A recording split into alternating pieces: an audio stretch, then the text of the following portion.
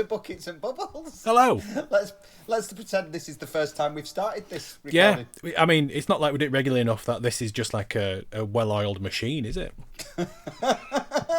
I'm pretty sure it's never going to be a well-oiled machine. No. How are you? I'm all right. Yeah, I've had a trim. You have? Yeah. Looking a bit sort of, 70s porn star. That'll do me. Mike Storer, for anybody who remembers that. Yeah. I'm liking it. Yeah. The glasses, it's a good look. Yeah. It looks good on you. I've had an email from. I'm getting some new glasses. Some tinted. You know that transition. What they're called? Yeah. Transitions. Yeah, transitions. That's it. And I've just had an email from them telling me they're going to be late. I'm like, brilliant. Right. Yeah. Thanks for sending them out when it's still sunny. So when you say transitions, do you mean transitions from normal glasses to sunglasses? Yeah. Because you know me, when it comes to operating cameras, in outside, I'm not very good in sunlight, so I like to have my sunglasses on. My sunglasses aren't prescription, so no. Sometimes it has been known that my focusing ability has been questionable. From time to time. Yeah. From time to time. So that's good. I wondered whether you were going to go for like a yellow or as if I'm at a gun range in the 80s. Correct. Yeah. Yeah. Where are they? I bought some.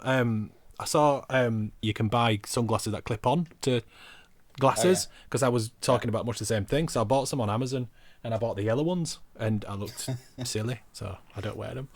You don't wear them? Yeah. I thought you were going to say you bought some of them with your windscreen wipers. Oh, no, it's just I couldn't do that because I'm peeking me out. No, that'd have been good. Okay. Yeah. All right, fair enough. Why is it called Buckets and Bubbles? Because if this doesn't take off, we're going to open a chicken wing and champagne night. Right. Yeah, that was as close as ChatGPT cared to kind of give a shit about this podcast. Is when you could have this as a night in a pub, and I went, great, thanks ChatGPT for paying attention. That'll do. Yeah. All right, fair enough. So what games are we talking about? Brentford. And who did you play? Brentford. We played Burnley. Yeah, right, yeah. Okay. Didn't you get beat? I can't remember. It's that. Yeah, we did. Did you get beat? Yeah. Yeah. I mean, it's So let me kick off by going through Stach, the social media stuff. Stach or his girlfriend. Or ChatGPT. Either. His girlfriend using ChatGPT. Quite possibly. Came up with the Pokemon. It's Stach, as you can see, dressed as a Pokemon trainer with the fiery bird behind, the phoenix rising from the flames. I'm assuming that's because Burnley. But what are they? What I don't know what they're. I don't know whether it's just because it's Burn, or have they got some sort of bird? No, there? I don't think they do. They have. All I know is their thing has like that in the badge. I don't know what that is. I think it's just a design, but I don't think it's anything. But Pokemon passed me by. I was about a year too old for Pokemon. I think I was about 15 when it came out. Well, it passed me by, but I've got two boys. Yeah, I'm going to say you kind of got it on the the loop around, whereas I'm yet. Although, speaking of children discovering things, mine is currently obsessed with Super Mario. So we played Mario Kart all the time. Get in. Nice. Yeah. Have you seen those videos of that supposed real life Mario Kart thing? Have you seen that? No. It can't be real because they're just sort of flying down a hill in these little. Oh no! And they're just sort of. Have you seen it? Yeah, I have seen that. Yeah, that looks mental. Yeah, it can't be. I think can't be real. That's absolutely AI in it. It has to be. It's got to be. Yeah. It's got to. I mean, people are like getting thrown off the edge of like a cliff and shit. It's just anyway. Yeah. Anyway, there you go. So that's Stach. Leeds went very. Leeds didn't go safe this time. Actually, sorry, I'm just looking at my other screen. Leeds went for. I'm just looking at the Burnley thing now. Burnley badge. Burnley do have a sort of a like a soccer chicken. Let me have a look. That might be. It could well be a. I don't know. It's like a. Like I don't know. I don't know what that is. It's something. Anyway. So that's that. But anyway, so I'm sure I don't care what the badge is, quite frankly. Leeds did this weird one. So this is Bogle sort of crossing the ball, but on the side of a house, and the ball looks like it's about to hit what can only be described as a Burnley pensioner in the head. I don't really understand it. Brilliant. Yeah, I mean, sort of. I don't condone violence towards pensioners. No. Of any club. No. Not even Chelsea. Hey, yeah, nice. Yeah. So your social media team. I think I'm right in saying that in terms of Premier League teams, I think they're the only ones who actually dare do something a bit weird. Like West Ham is just it's just standard bullshit. It's just some picture of two players kind of merging and then Well, it's funny should say that, Mike, because your game against Brentford, we've got your social media. I thought I've been doing mine. Oh. I've been doing Leeds, so why not get? So basically, we've got Paquetá, we've got Jared Bowen, we've got Somerville, and it is exactly as you say. There's a bubble in there. Yeah. Some irons. There isn't irons, but there's two flamethrowers. Oh, as if we've gone out in NFL or something. Yeah. Correct. Yeah. And there are 3 bees sort of buzzing around. Yeah. And if that were Leeds, you'd have those 3 players, Somerville, Bowen and Paquetá, kicking the shit out of those bees. Probably. And if we didn't do it, then Stach would. Yeah. So, Whereas we've just gone, we're pretending that this is Roy the Rovers. Well, it does look like, looking at your social media, it looks like the designer thinks a bit much of themselves. Yeah, there's no humour in it. Not really. And let's face it, that's all we really got at the moment. Do you want to talk about the Brentford game? I'm going to confess that when it was played live on Monday, I was on a train which was meant to call at my station and was already 45 minutes late.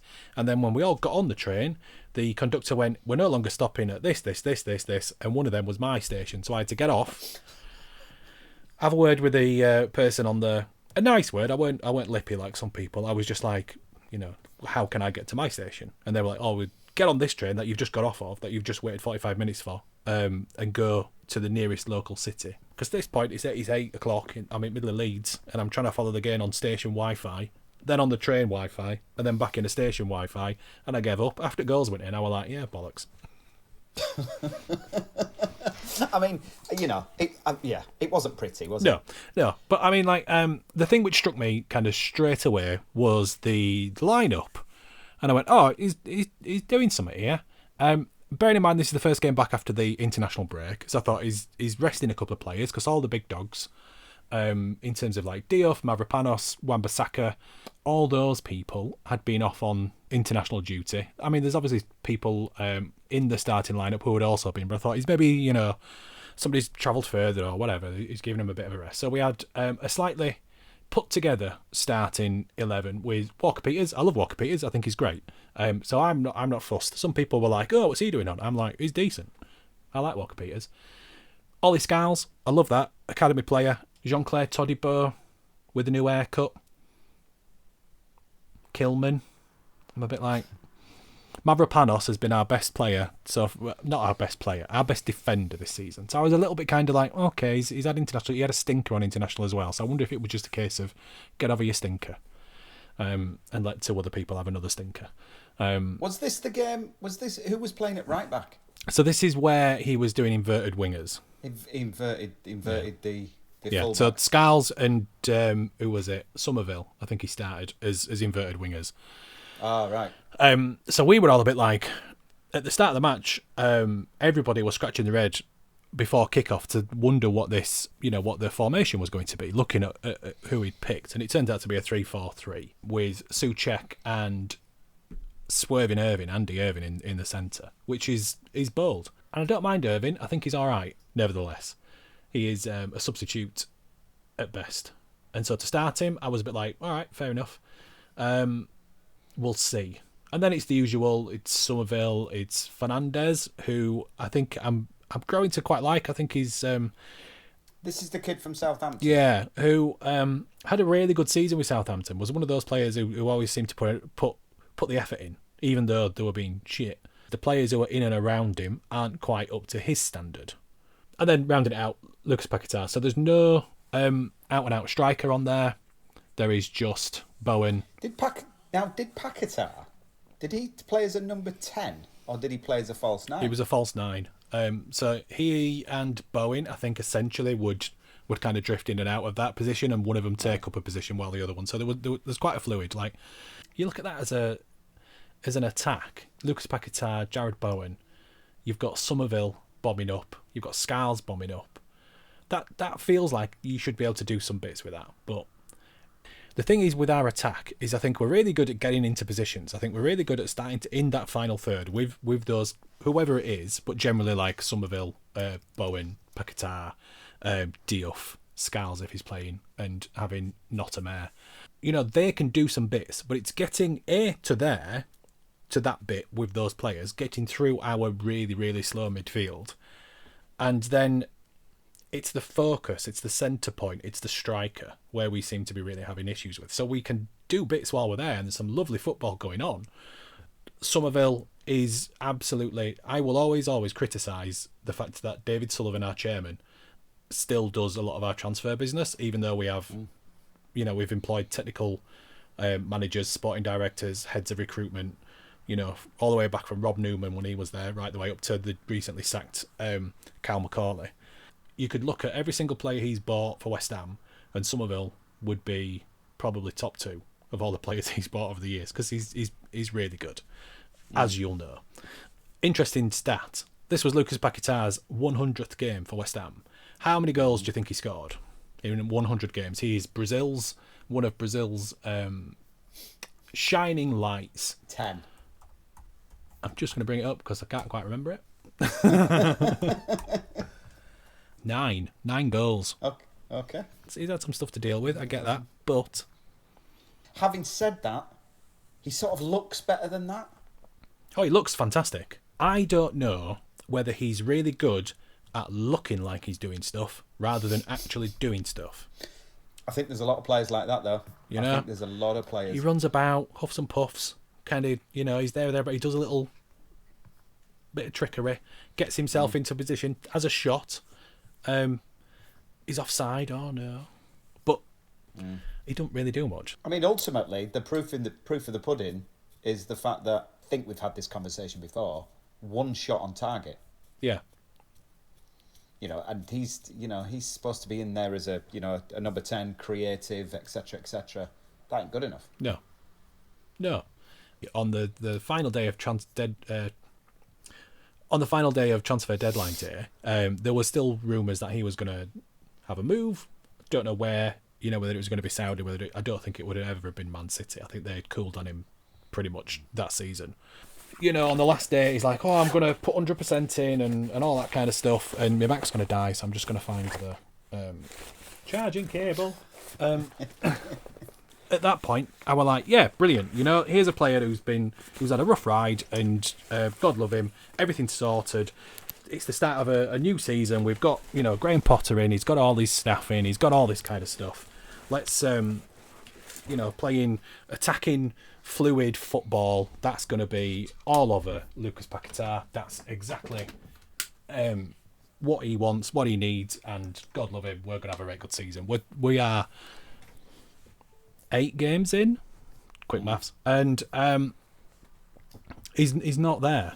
I don't lay the blame entirely on him at all. I think there's a lot of stuff wrong with West Ham. He's meant to be that kind of a player where when we are struggling, he can just pull out a worldie. And we just don't seem to be having that. So I feel. But having said that, isn't the problem, because I'm looking at the league table after 8 games. Yeah. Forget the points just for a minute. Minus 12 goal difference. Yeah. Now, am I right in saying that both managers have just been chopping and changing the defence? Yeah. Our defence is shocking. Jean-Claire Todibo, we signed out of the jaws of Juventus for 30 million quid, whatever it was.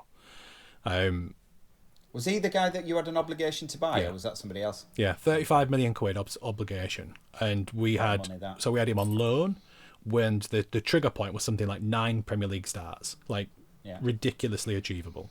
We were literally just kicking the can down the road. We've just bought him and kicked the transaction down the road. He is meant to be this incredible defender, and I don't see it at all. Like, you thought I went hard on Kilman. Like, Jean-Claire Todibo, I don't even think has the right attitude. Yeah, he's had a haircut, brilliant. But then, like, there's been rumours that he's the reason why he's not been playing is he's had bust-ups with managers, and it's on record he's had bust-ups with I think every single one, with Moyes, with Lopetegui, with Potter. And Nuno seems to be giving him a chance, and we'll see. I don't want to lay all the blame on him, because I don't think it's just him, but I think he's symptomatic of a team that doesn't seem to really get on. There were lots of kind of media stuff about how cohesive this team were and how gelled they were. Like, Potter had done this really good job of creating this real team dynamic. And from day one, I've not seen it this season. I can't see a team where then there isn't. And I get it, it's frustrating because we're having a shocker of, like, this is the worst start to a Premier League season since, I think, Pellegrini. So yeah, Todibo, I can't say I'm a big fan of him at all. Kilman, he's doing better, but is that just because he's at the side of somebody who I don't rate much higher? You know, is it just the case that they are, as a pair, the shittest two defenders in the league? Was it the first or the second goal that he made a mess of? The long one, long over the top, that he should have got something. Todibo or Kilman? No, I think it was Kilman. Yeah. I think it was the second goal against Brentford. Yeah. Because I think it was more or less quite a long ball forwards. Yeah. And it sort of came over. I mean, it was a tricky one. It sort of came over his shoulder, and he tried, and he just made a bit of it. He made a mess of it. Yeah. He just missed the ball, basically. But there is evidence that West Ham, in terms of our defence, we don't jump for the ball. We don't win aerial duels. We're not dominant in the air like we used to be. Like, we've gone from a team who had Craig Dawson, who, you know, is an absolute stunning stopper of the ball. You know, he will win aerial duels. He will score his goals from headers. He will win those balls. Mavropanos has bits of it, but he's not anywhere up to that standard. You know, on paper, like, he's absolutely a second string defender, Mavropanos, but up against the application given by Todibo and Kilman, who should be, you know, a pairing that could walk into any team, given that we paid nearly 80 million quid for them both. Yeah. Dog shit is our defence. Yeah. Yeah. Good. Give us a stinker then. Stinker. I think Nuno's the stinker for this. I think that inverted wingers just was too crazy, absolutely crazy. Where's Walker Peters supposed to play? Walker Peters is one of those where he can play. I think he can play. Wan-Bissaka and Walker Peters can play either side, and Right. Walker Peters can also Wan-Bissaka can also play a centre back. So where's Scarles then? Is he a left back? He's a Or is left he back. He's a left wing back. He's a left yeah. back. So I would love to see Wan-Bissaka, Walker Peters as centre backs, Diouf, Scarles, and let's try that. Do you know, it's not going to be any worse than what we've seen. Like, just because they're not central defenders, but they can both play there. I'd love to give that a go. So I heard, it's interesting you should say that, because obviously I listen to a few Leeds podcasts, and the Square Ball is the big Leeds one. Yeah. And they do a thing midweek called Propaganda, where they look at other teams, sort of. They have a YouTube right good channels. look at something. Propaganda. How about propaganda at that? You know, I wish it was. Oh, it might be. It might be that, yeah. I'm not sure. Yeah, propaganda Yeah. at the other teams. But there were a lot of people just sort of saying that, just swapping and changing all the time. It looks like Nuno doesn't know the best. I mean, he's not been there long, No. to be fair. But it's sort of just that some of them were saying it just feels a bit panicky. Yeah, that's exactly what it looks like, and that's because that's exactly what's happening. How we have to rely on a right winger to score all our goals is unreal. Like, Bowen should not be the person we're relying on, but we are. Should he be playing in the centre? Now, Moyes played him a lot as a striker, and I don't think he got the best of him. Like, Bowen is absolutely on form when he's on the right wing. He will do bits in as a centre forward, and Moyes was attempting to do what he's done with a lot of wingers at West Ham. Is convert them into a striker. All right, so you stinkers knew now. Yeah. All right. Okay. Fair enough. I'll do a little bit on Burnley. We lost 2-0. I think they had 3. I think that should have been it. Sorry, we lost. End. We lost 3-0. Yeah. End of. I said during the match, I said, if Farke comes out after this match and says, yeah, but look at the stats. Look at how much of the ball we had. Look at, how many shots that we were... I said I was going to lose my shit. Yeah. And it's exactly what he did. There's a graphic, I'll stick this up, which is an Opta thing, which is, but it was something like 54 shots, only 3 goals. So you can have it, we've said, I've said this week after week, you can have as many chances as you like, but if you haven't got the quality to and that's the problem. We it's almost slightly different to you, that it's a bit mind-boggling when I look at yours, because you have got the quality up front. At the moment we're playing with, for Burnley, we ended up with Harrison on one side and Aronson on the other, and they're 4th and 5th choice wingers. Yeah. Now that's due to injuries, due to all sorts of things, but I put that graphic, and the other thing was that I think it was Calvert-Lewin had a bicycle kick on about 13 minutes, which went rose Z, and then Burnley, I think they had 3 shots on target. I could be wrong, but Kyle Walker picks the ball up about 20 minutes in, and a wonderful cross, like proper quality, a cross, header, it's 1-0. And at that point, you're sort of going, they're just going to sit back. Of course they're going to sit back. And that's exactly what they did. And then I think they had another chance on about 27 minutes. But then Aronson, 1-on-1 with the keeper. I'm going to put the still up of it, because this is like, what are you doing? You have to score. You have to score. This is, I could have scored. Probably not. I probably wouldn't have been there. But it'd have been good to watch. But you know what I mean? You're just going, no, you have to score. And then it's a different game. And then, Stack has a free kick at half-time. And then we have other chances. Bogle, again, he should have scored on about 80 minutes. And then, they score a breakaway goal. Although, in midfield, he picks the ball. It was a really good strike, but he picks the ball up. And he's allowed to take 4 or 5... Maybe in 4 or 5, but it's certainly 3 or 4, and set himself, and then shoots, and he rifles one top corner, and you're just going, oh, well, it's a great strike. What can you do about that? Well, what you can do about that is get closer to him so he can't... Anyway. Yeah. My worry is still the same. It's still the same as it will be next week and the week after that, which is we are having to create 10, 12 chances to score a goal, and you're just not going to survive in the Premier League doing that.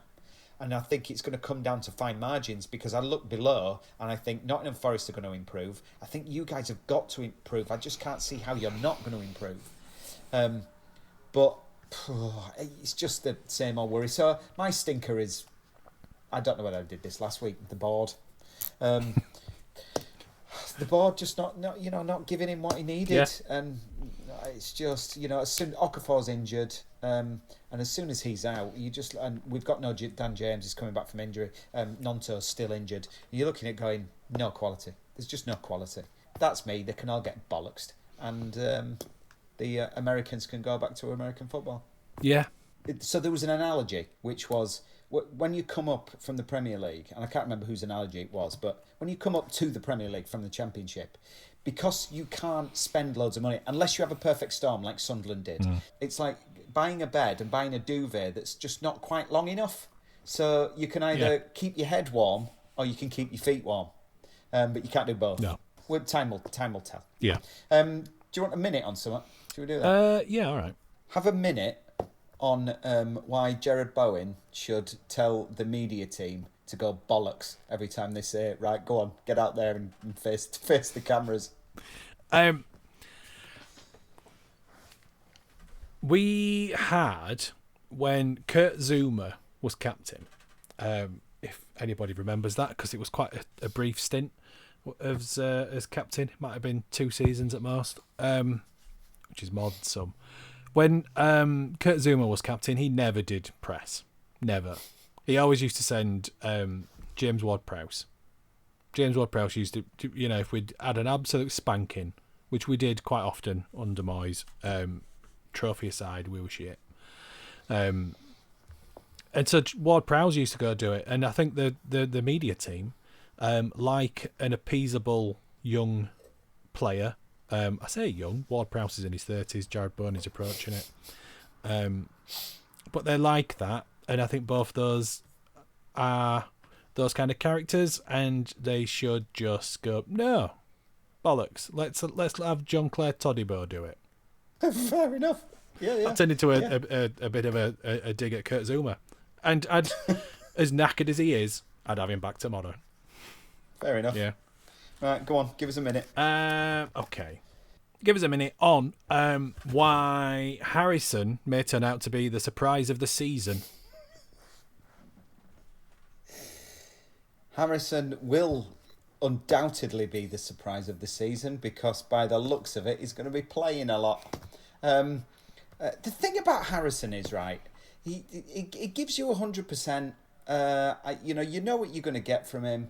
The problem is he's just got no quality whatsoever. It's like, but at some point he's gonna score. I mean, it's like, against Burnley, I think he had what 1, 2, 3, something like 3 shots. When you're sort of going, go on, just steady yourself. You've got a bit more time. No, Rosette. But eventually, one of them is going to go in, and it's going to be an important goal. It's going to be a goal that means we beat somebody like, I don't know, Chelsea, or do you know what I mean? Somebody who you're expecting us not to beat. 5 seconds. And so he's going to be the surprise of the season because of that. He's going to get a scalp for us. Yeah, it's one of those, isn't it? Throw as much shit as you like at the wall. Some of it's going to stick. So eventually it's got to, hasn't it? Yeah. Brilliant. Yeah, eventually. Right, big game next. Yeah. So like and subscribe. There'll be no watch along. We're not doing a watch along for this. No. No, we're not doing that. No. Like and subscribe. Give us a share. Let's go old school. Give us a share so all your parents can enjoy 2 grumpy old men chatting shit. Yeah. Yep. Adios.